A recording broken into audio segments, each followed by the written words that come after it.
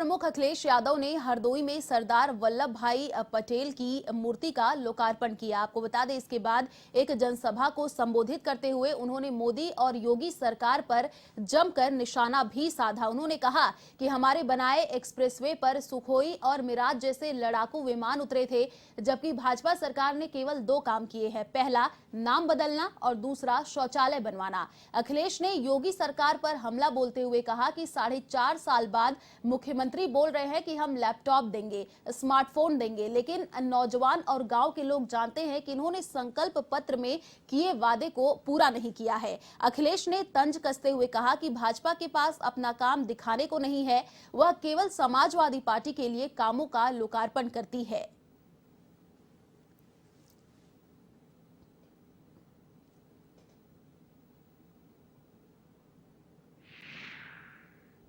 जिन लोगों ने आजादी के पन्ने पलटे होंगे, उस संघर्ष के बारे में पढ़ा होगा, वो जानते होंगे न जाने कितने लोगों को शहीद होना पड़ा, उसके बाद आजादी मिली।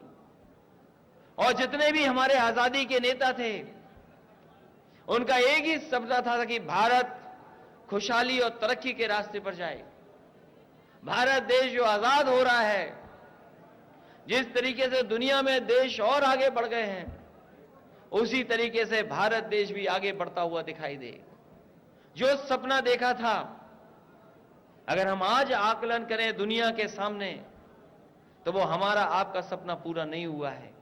इसलिए आज सरदार पटेल जयंती के दिन जब हम सरदार पटेल जी को याद कर रहे हैं, तो ये संकल्प लेकर के जाना चाहिए कि जब तक किसान खुशहाल नहीं होगा, तब तक हमारा देश खुशहाल नहीं हो सकता है। ये संकल्प लेकर के हमें जाना पड़ेगा।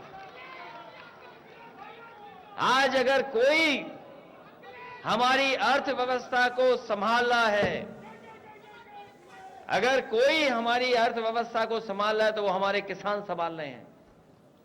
किसान की खेती खत्म हो जाए,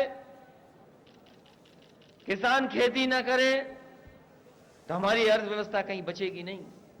भारत की अर्थव्यवस्था अगर किसी पर टिकी है, तो हमारे किसानों पर टिकी है, गांव में रहने वाले लोगों पर टिकी है। अभी हाल ही में जो कोरोना आया था, कोरोना की वजह से सब कुछ रुक गया।